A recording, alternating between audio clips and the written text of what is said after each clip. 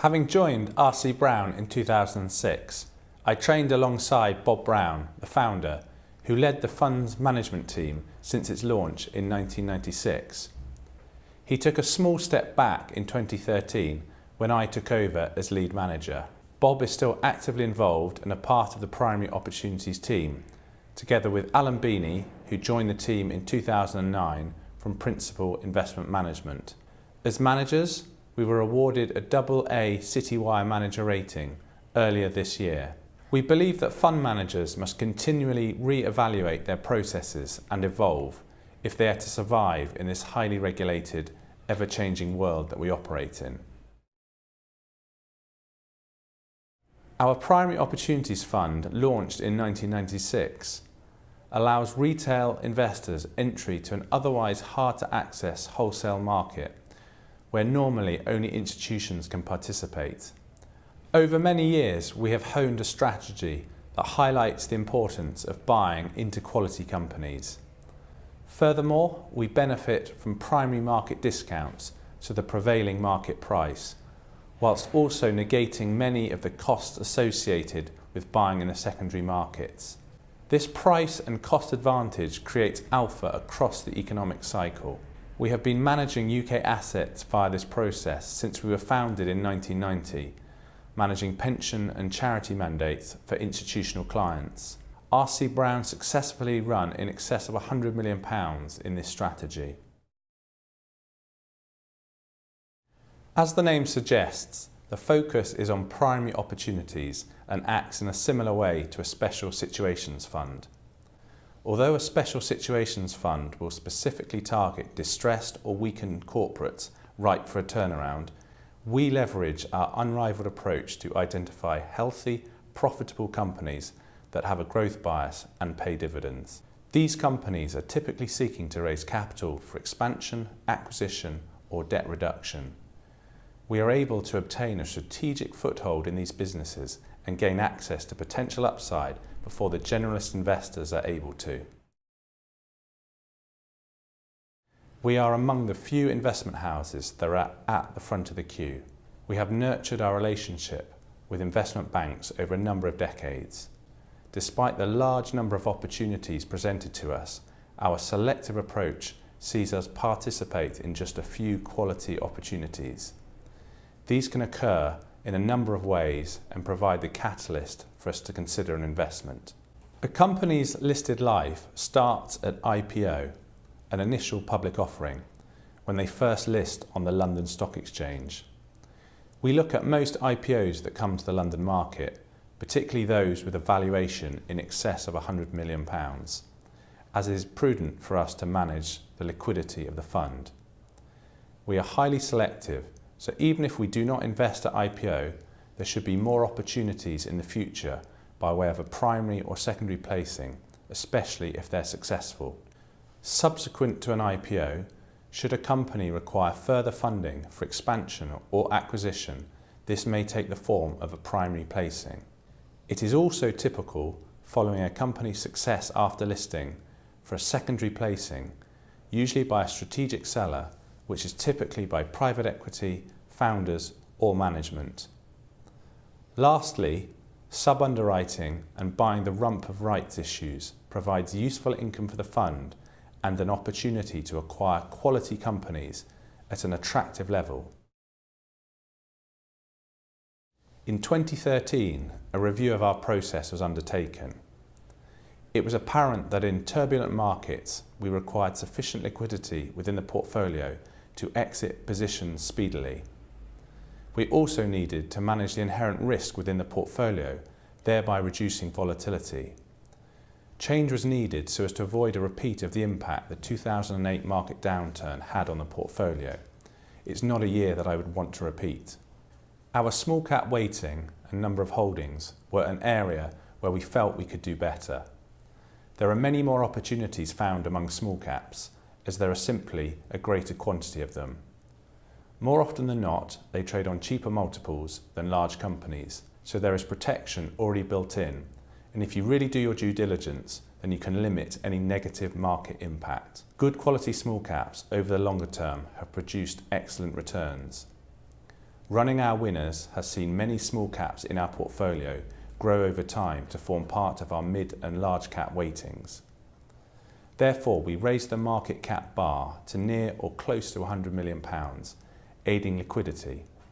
We also reduced the portfolio's exposure in this area from a near 50% weighting to 33%, and the majority of these are what I term large small caps, with market capitalisations in excess of £200 million. But we are, of course, still overweight the benchmark. Finally, we reduced portfolio risk by increasing the number of small caps held in the portfolio by allocating up to 1.5% as an initial investment to individual stocks rather than 2.5%. Liquidity was further addressed by increasing our large cap exposure to around 50%, though still an underweight position relative to the benchmark.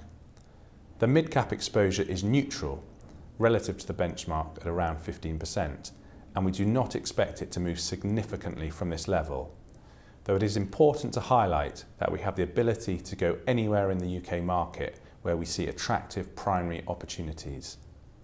We always look to hold 2 to 3% in cash. This provides some flexibility in the event a primary opportunity arises at short notice, which we feel is too good to miss. Following our analysis, the changes implemented have proved to better manage the risk associated with equity investment. It has been a steep learning experience that has really made the fund a lot stronger and more robust. Our performance has steadily improved and the volatility has significantly reduced, providing a much smoother ride for investors without detracting from the fund's performance. Primary offerings occur regularly and we look at all opportunities but only invest in a few. Should it not meet our criteria at IPO, there will be other primary opportunities in the future in which to consider an investment. Meanwhile, we can get to know the company and follow their progress. Stock selection is driven by our bottom-up process. The fund is sector agnostic, but we are mindful that our sector weightings are not too far removed from that of the benchmark, the FTSE All-Share Index. We start by giving careful consideration to a broad range of valuation metrics. We gain strategic footholds in companies with good liquidity that are modestly rated or trading at a discount to net asset value. These companies tend to be profitable, pay dividends, have strong balance sheets and cash flow, who continually meet or exceed market forecasts, and whose management culture is to underpromise and overdeliver. We like to have meetings with investee or potential investee companies on a regular basis. The success of our qualitative assessment of companies is directly correlated to the vast experience our team have acquired over many years' participation in the primary market. We strive to seek out future winners. First and foremost, is the price set at a realistic level? We are drawn towards companies that are market leaders or have a niche product or service with high barriers to entry, which means that they can command a premium price and retain reasonable and sustainable margins in the future. Geographically, we look for companies that have a well-diversified income stream to negate economic or geopolitical risk. We prefer low volatility in the company share price compared to its sector peers. Lastly, we look for a strong shareholder register of other quality institutional investors.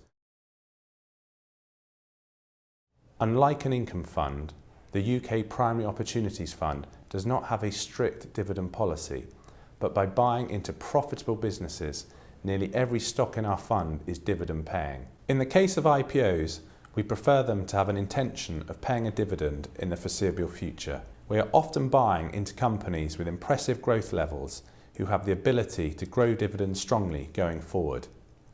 Overall, nearly all the companies we hold, ranging from 50 to 70 names at any given time, are paying a dividend. Our portfolio turnover rate can be comparatively high, as we may invest in many attractive primary opportunities. Relative to the size of the fund, one would expect to see ongoing charges of the fund at a higher level relative to the portfolio turnover rate. However, as mentioned previously, Costs associated with buying shares in the primary market are negligible, typically being free from stamp duty and broker commission. Rather than cost detracting, it affords us the freedom to sell stocks and replace them with stocks that are more likely to perform better. We take a pragmatic and sensible approach to our sell discipline. There are a number of reasons that may trigger the sale of a stock, either in part or whole. Strong performance may require the rebalancing of the portfolio to reduce a holding that has become too large. We may feel the discount at purchase has unwound and consider that we have made most of the gains that we are likely to in the short or medium term. We may also exit a holding to fund another primary opportunity in the same sector that we consider more attractive.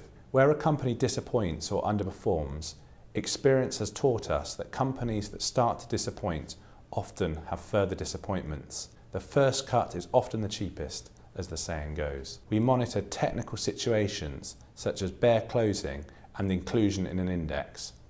This may provide a price spike that we look to take advantage of. Overarching our sell discipline is to look to sell when all news is available in the market, for example after results or a trading update. That way we believe we are getting the right price for the stock.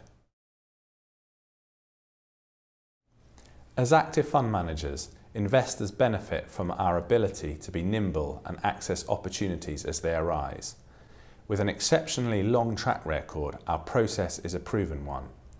It is a unique offering coupled with an experienced team. Since our launch in 1996, R.C. Brown and the MFM Primary Opportunities Fund have provided retail access in an otherwise institution-dominated wholesale investment market.